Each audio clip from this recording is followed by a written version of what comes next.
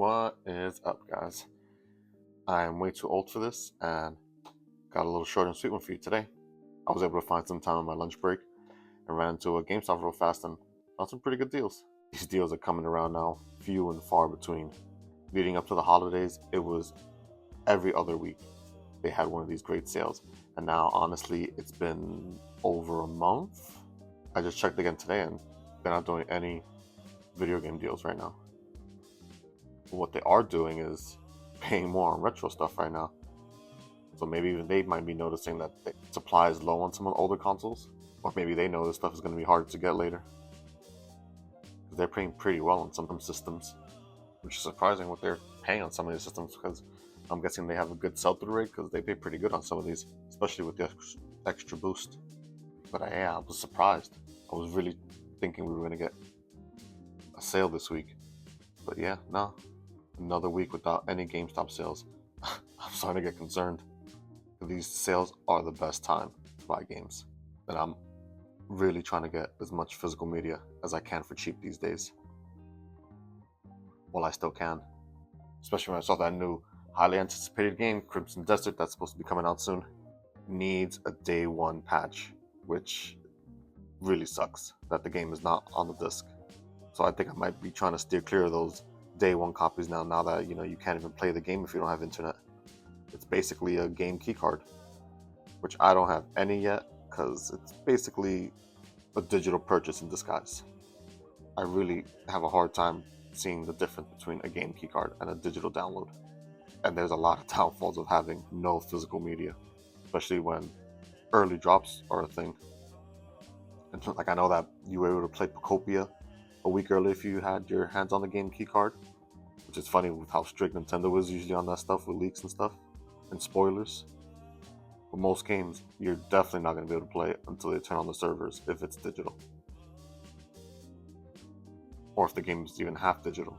This may be our last chance to get our hands on full games on disc.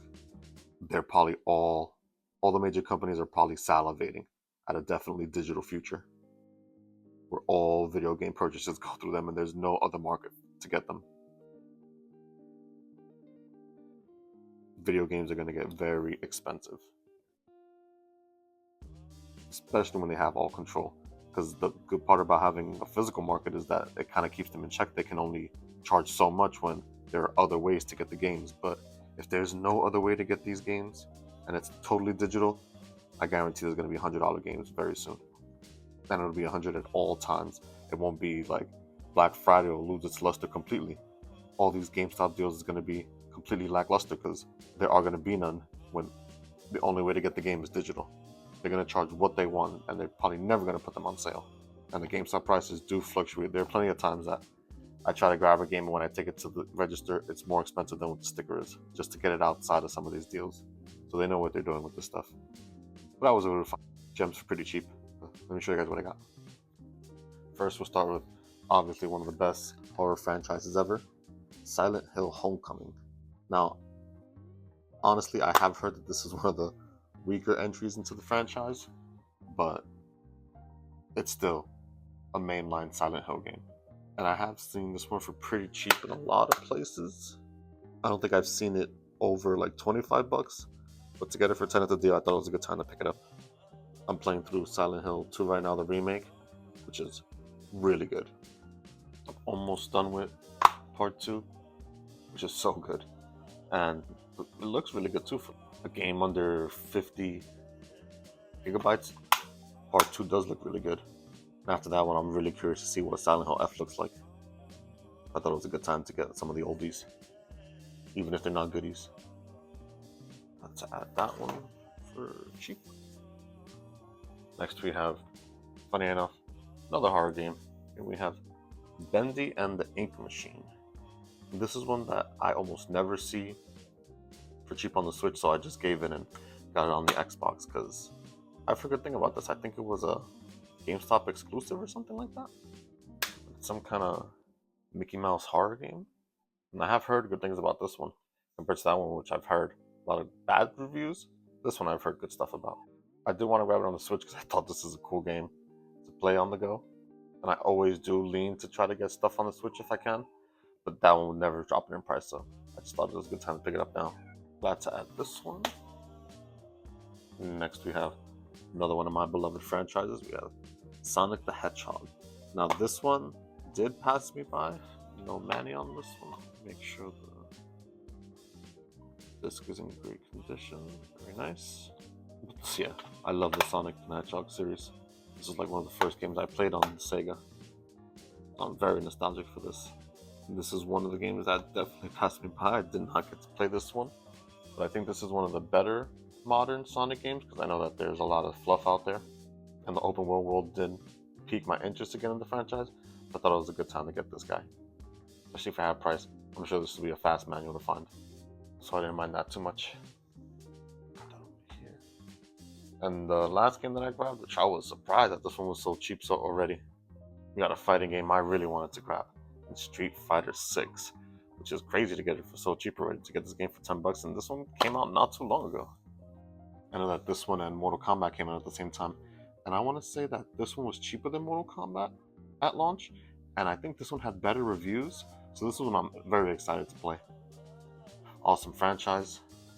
I do remember the Street Fighter games not being as twitchy as some of the fighter games that I play most of the time. I play a lot of Marvel vs. Capcom, and with the Marvel vs. Capcom collection that I got, I play a lot of Rival Schools right now. A big budget fighting game from Capcom, especially from a mainline franchise like Street Fighter. I got very high hopes for this game. And as soon as I saw this one there, I knew I had to get the deal.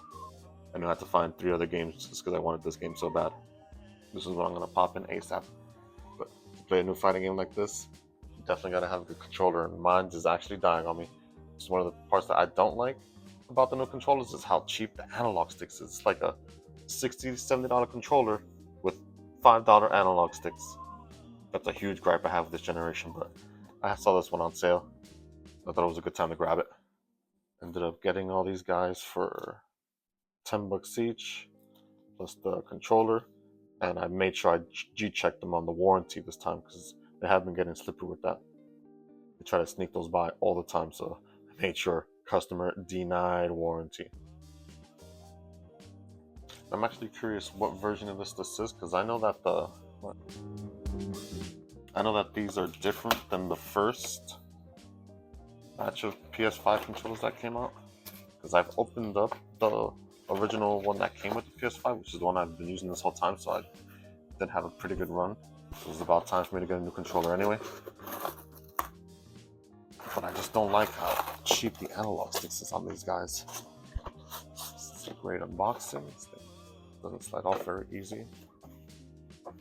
It's got a regular plain box. This falls out. Nothing special, no bells and whistles. All this opens up this way. Another manual you don't need. Does it come with cords? Nope, just a piece of cardboard and new controller. This feels, I'm not gonna lie, this feels really good. I like this matte color that it has. I'm not sure if all the grips are the PlayStation symbols anymore. I don't think so. It feels sort of like a just regular grip. I don't think they do that anymore. I think that was like the first gens. This feels good. This I needed. I'm curious. I want to open this up and see how easy this one is to repair, because on the later models of the controllers, they get way more difficult. There's like 4 there used to be 2 wires that you have to solder off. Now they put 4 to make it more complicated, and it's harder to click in and out. So I'm pretty sure that they do that on purpose to make these things harder to repair. But I just gave in and had to get another one, because my Xbox controllers go pretty good, but my PS3 controller crapped out on me, which did suck, but I guess it's part of gaming culture nowadays, is your controller is gonna get stick drift. Gotta go connect my controller if I want to use it, because now even the damn controllers need updates. It's a crazy world when even my controller needs an internet connection to work properly. What have we become? And if you're new here, all you gotta know about me is I like games for cheap. So if you like that and you like going on these little adventures and seeing where I'm buying games for cheap, you can go ahead and subscribe. I'm almost at 500 subs, and it is very exciting. So I appreciate you guys joining. We just broke 400, and that in itself is awesome. But 500 is a milestone that we're trying to get to. There's going to be a lot of cool changes to the channel when I hit 500 subs.